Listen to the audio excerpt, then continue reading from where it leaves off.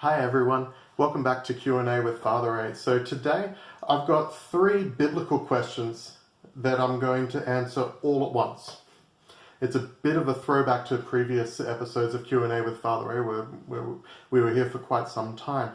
But because of the nature of these questions and my own knowledge and research, I think we'll be able to answer these in a relatively straightforward manner.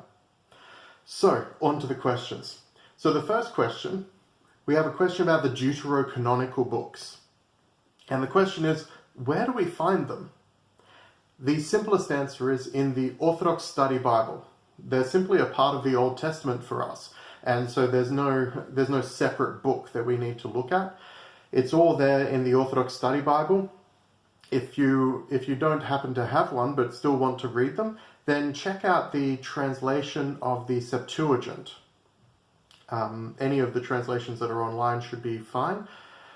Whichever one it is ought to have the full Deuterocanon, and there's quite a number of books there.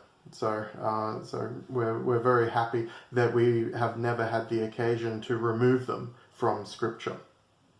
The second question is the Orthodox canon of Scripture closed? Could additions be made at some point? Or, I suppose, could subtractions be made at some point?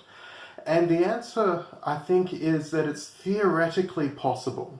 Theoretically possible that our hierarchs can gather together and can choose to include a book into Scripture. However, you can probably tell that the sheer likelihood of that, the conditions that would need to be satisfied for that to happen, means that I'm very confident that it won't happen.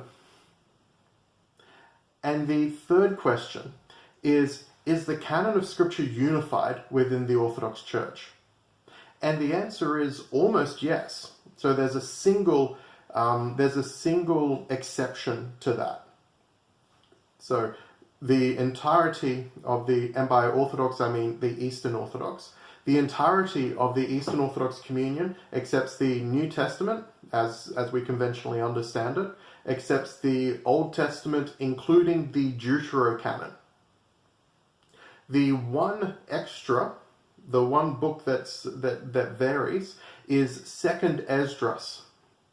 Second Esdras is accepted in the Russian Orthodox Church, but not by other churches within the Eastern Orthodox Church. And so that becomes the sole exception.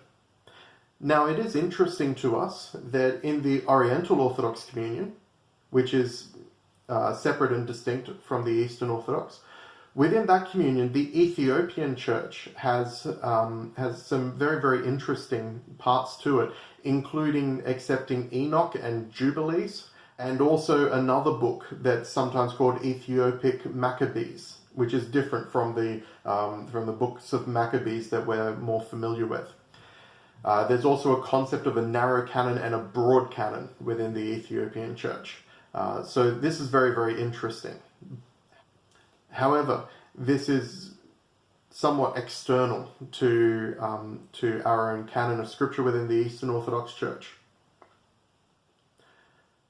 The last question is about Sola Scriptura.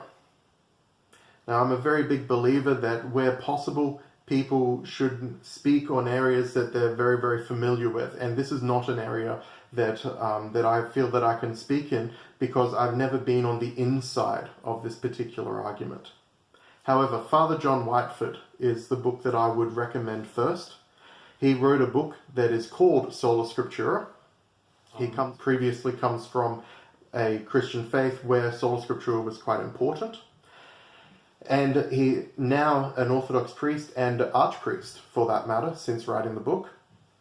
He is able to speak on this matter in a way that I simply don't have the credibility for. And so I recommend his book. It's available online, and I'll make sure that the URL is posted with this video. Thank you all very much for watching.